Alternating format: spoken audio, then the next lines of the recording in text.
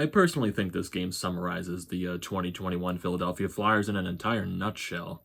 I mean, what? I just don't understand. You have a weird first period at the start. You don't test a fourth-string goaltender at all, making his first career NHL start. And then you have the most dominant second period I've ever seen. Probably your best period of the entire season, your best effort of the entire season in one period. And then everything falls apart in the third period as you cannot generate anything whatsoever. And Boston in this game, they're missing a couple of people, especially an important defenseman like Charlie McAvoy. And like I said, they're starting their fourth-string goaltender from the AHL, Swayman. I know his stats in the AHL are really good.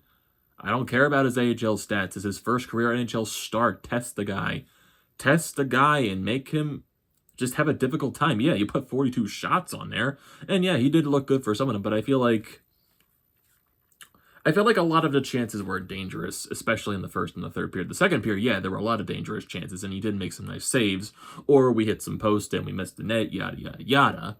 But the first and the third period, there just really wasn't that, I guess, oomph, I guess you can say, in the shots that we were taking.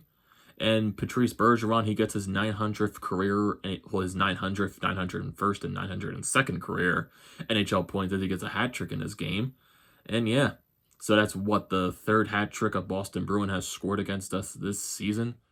And we are now 1-4-2 against the Boston Bruins, and this is a game that you had to win, and you don't register a single point out of this, rendering last night's game properly useless, because Boston in this little 2-game stint here has gained 3 points in 2 games.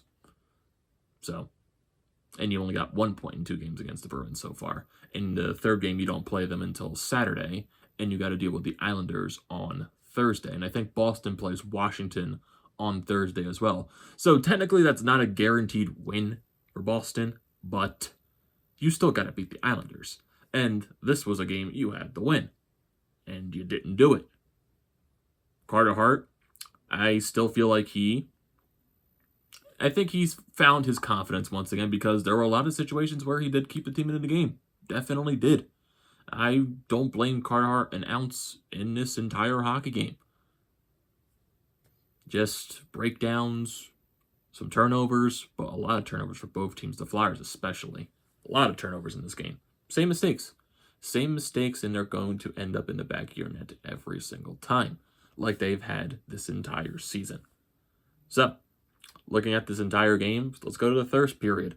Flyers, they couldn't really get any chances, and also special teams were a killer for the Flyers once again, as they could not register a power play goal. And they give up another power play goal to the Boston Bruins in this season's series. So Boston, I think they're like over 50% on the power play against us this year. So yeah, don't take penalties against this damn team. Gotta kind of stop. Definitely, I would be in favor of stopping taking penalties against Boston. But hey, not the players on the ice. So, Patrice Bergeron opens up the goal scoring as the Flyers turn the puck over, and then Boston capitalizes on a turnover. You got Marchand out there, you got Smith out there, you got Bergeron. Bergeron buries it by Carter Hart. You got Marchand flipping the puck from the point towards the net, and there's a lot of screen play in action, so Carter Hart does give up the rebound. So I really don't blame the rebound on Carter Hart, because there's so much traffic in front of the net, he really can't locate where the puck is. And then Marchand's left all by himself in front of the net, and he manages to bury it behind Carter Hart. So it's 1-0 Boston lead there. And then Boston gets a power play late in the period, and they cash in on this. And also, before Patrice Bergeron scores his power play goal, Scott Laughton has a breakaway, and he can't cash in. Laughton had 2 breakaways in this damn period. One, he missed the net, and this one, I feel like he didn't even register a shot on it, even though I think Swayman made the save. He made the save, and it goes the other way, and then you have Bergeron bearing it and making it 2-0 Boston. So, you're down 2-0 going into the intermission. But we go into the second period, and this is a completely different Flyers team. And they look like they're trying to take advantage of Boston not having Charlie McAvoy in the lineup.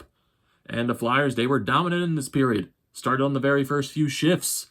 Boston turns the puck over. Travis Konecny handing the puck over to Jake Voracek, and he buries it to make it a 2-1 game. And not that long after, the Flyers controlling it in the zone once again, forcing Boston to turn the puck over. And it's Shane Gostisbehere with the puck, and he puts it by the goaltender, tying the game at 2. And the Flyers, they continue to get chances and chances and chances in this period. I think they did get a couple of power plays in this second period as well. They get 1 power play in this second period, and they couldn't cash in on it.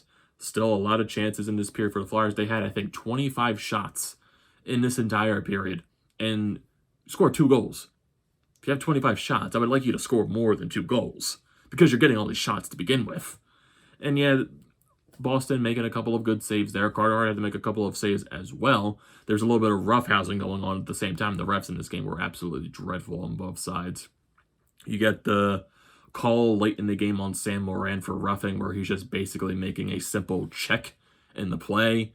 You got the refs completely missing an obvious delay of the game call. And just the refs in this home and home series with the Bruins have been just terrible on both sides.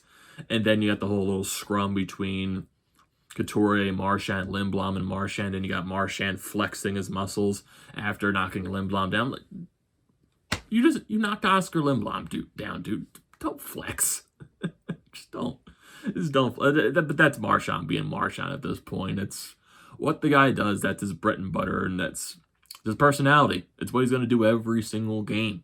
And he did it tonight. He definitely did it tonight. So, Flyers, once again, can't cash in on any of the other chances that they get in the second period. So, you go to the third period and you're tied 2-2. So, continue to do the same things that you did in the second period, and maybe you'll come out on top in this hockey game. But you know what? That did not happen whatsoever, as the Flyers only registered 4 shots in the third period. 4. And it's funny, too. I was texting one of my buddies in between the second and the third period, and it was Chris from the Flyer podcast, and he was saying that he's going to be extremely pissed at the Flyers and the Blues in this game after that second period. And then I texted him back saying that the Flyers are only going to have 2 shots in this period. Watch. That was close. They doubled the total, but they still got 4 measly shots, and it didn't turn into anything. And also, when the second period was coming to a close, the Flyers had a very opportune chance with Sean Couturier just barely missing the net on the redirection, and then he threw the puck to the net, and the puck just couldn't go in. The Flyers couldn't find a way to bury it. So, going to the intermission, it's 2-2. And Boston, they played the third period as perfect as any team could be. Just perfectly. Shutting down the Flyers. Didn't give them any space, any room whatsoever. Flyers barely got any chances. And the Flyers, did they get a power play? They did.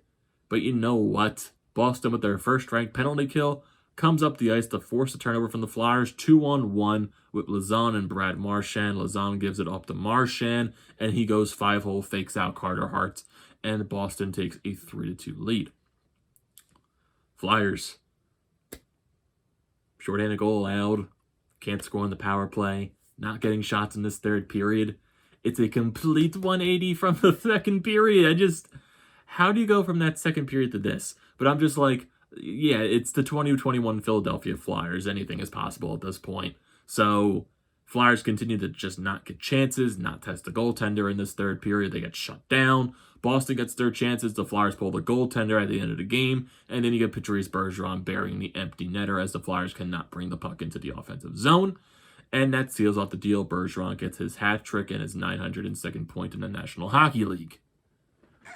And you look at your stats from this game, 42 shots to 26 in favor of the Flyers. Flyers actually won the face-off battle, 57% to 44. Special teams, still a major issue. Flyers went 0-for-3 on the power play. Boston went 1-for-2. Hits, Boston almost doubled the Flyers in hits, 31-19. Both teams blocked a lot of shots, and both teams gave the puck away a lot. The Flyers had 11, and the Boston Bruins had 8. 8. Ah, boy. And if you look at the standings now, because I think Pittsburgh and the Rangers played today, and the Rangers absolutely destroyed the Penguins. I think it was like 8-4 or something like that. So now I think the Rangers are tied with the Flyers in the standings for that 5th place spot. Honestly, could have taken over that 5th place spot. If you ask me, yes, it definitely didn't if you look at the standings right now. So, Flyers are now 5 points behind the Bruins with this loss, and they still have 2 games in hand. Oh boy. They still have 2 games in hand. They are 20-10-6 in 4th place with 56 points. And then the Rangers, they now hold the 5th place spot 18-5-5. Well, both teams technically have the same record, the Rangers and the Flyers. They both have 41 points. They're both 18-15-5. I think the Rangers overtake that spot just because of the goal differential. Because if you look at the Rangers' goal differential, they have a plus 22, and the Flyers have a minus 24 in goal differential. Yeah. Honestly, if you look at that goal differential, you're not making the playoffs with that. You're just not. And that's because of that terrible month of March that you had, where you had so many blowout losses. Yeah, it's going to come back to haunt you. Definitely is. And I know yesterday's effort is kind of wasted now, because you gave them the point yesterday in the overtime win, and now you let them take the regulation win. So they get 3 points out of this. So basically, you set yourself up to fail in this 2-game set with the Bruins. You did. You definitely did. And you got to play the Islanders on Thursday. That's not a guaranteed win. And Boston, they got to play Washington. That's not a guaranteed win for them. But it's also not a guaranteed loss, because you never know what could happen. You never know. Boston can win. Flyers can lose. And Boston will be, what, 7 points ahead of us then? If we win, they lose, we'll be 3 points behind them. At this point, it's going to be a really long mountain to climb if you're the Flyers, if you're really trying to get that playoff spot, if you're really trying to. It's, you're getting really close to the trade deadline, and you're really getting closer towards that seller type of momentum. I think that's what they're getting closer to. But I still think the Flyers, like I said in the last video, in the last recap, that they're probably going to be the buyer and the seller. That they're going to be a mix of both. When they look at this trade market, I think they're going to be looking at more towards the future than the right now and try to win right now, because that's definitely just not the road to go down. And I think this team understands it. And if this team were to make the playoffs, I don't think this front office will be like, oh, everything is fine. We made the playoffs. Everything is fine. We can just go back and roll with the same team next year. I don't think that's going to happen. I think the front office, Chuck Fletcher, they know the issues with the team. And this offseason, we're going to see some type of shakeup with the core. We are definitely going to, because this cannot keep happening. It just cannot. And right now, you're once again in a dogfight to try to make the playoffs, and you just lost a lot of ground. You did. And you're really getting closer towards that seller territory. You really are. So, you got a game on Thursday against the Islanders. Let's see how that goes down. So, what are your thoughts on this video, everyone? What are your thoughts on this game? Don't forget to leave your comments in the comment section as always. Don't forget to drop a like on this video. Don't forget to check out the Bandit Lines, which I'm a part of. Their links will be in the description below. Don't forget to check out the Flyer Up Podcast merchandise website, along with the link to Flyers Nitty Gritty. Those links will be in the description below. Don't forget to like, comment, and subscribe to the channel, everyone. And I will see you next time.